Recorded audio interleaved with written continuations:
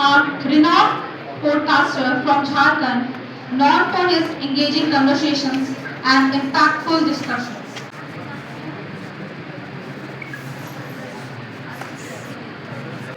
बच्चों को लोगों से मिलने का और विशेष करके जिन लोगों को अनुभव है उनके साथ मिलने का एक अवसर मिलता है। तो बच्चे कुछ पूछते भी हैं, बच्चों को कुछ बताया भी जाता है। एक इंटरैक्टिव सेशन होता है जिसमें कि आज का यहाँ का विशेष विषय रखा है इन्होंने, वैश्विक डेवलपमेंट जो हो रहे हैं उसके बारे में चर्चा करेंगे। बच्चों की तरफ से किसी स्पेसिफिक सवाल ये तो बच्चे बताएंगे, वो पूछेंगे और उनको मैंने इसलिए इनवाइट किया है कि वो कुछ भी पूछ सकते हैं। आज इस तरीके का सेशन बच्चों के लिए कितना इम्पोर्टेंट होता है जो चलाया जाता है कॉलेज की तरफ से, इस तरीके का सेशन कितना इम्पोर्टेंट है? देखिए आज के दिन में बच्चों के लिए ज्ञान और इतना विस्तृत ज्ञान टेक्स्ट बुक से बाहर ज़्यादा महत्वपूर्ण हो गया है।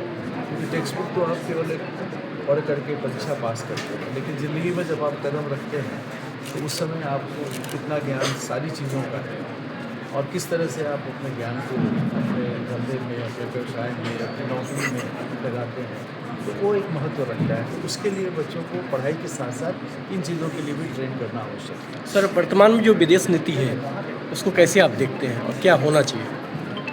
वर्तमान में विदेश नीति बहुत मजबूत है, भारत की इज्जत बढ़ रही है और अभी भी जो युद्ध चल रहा है, दो बड़े युद्ध जो चल रहे हैं यूक्रेन और रशिया और अमेरिका, ईरान, तो उसमें भारत ने अपनी जो एक तटस्थ नीति अपनाई हुई है वो एक भारत की पहले से जो नीति चली आ रही थी उसे है, लेकिन कई एक मजबूरियों के बावजूद हमने एक तरह से असर्टिव सेल्फ इंटरेस्ट वाली नीति अपनाई है।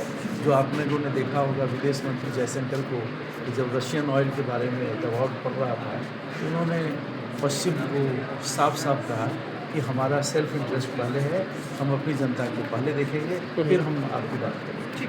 Thank you sir. Bookish knowledge जो है बच्चों को ये बुकिश नॉलेज से बाहर आने पड़ेगा। लेकिन वो बन गया सबसे बड़ा चीज़ जो बच्चों का है एथिक्स उसको सीखना पड़ेगा।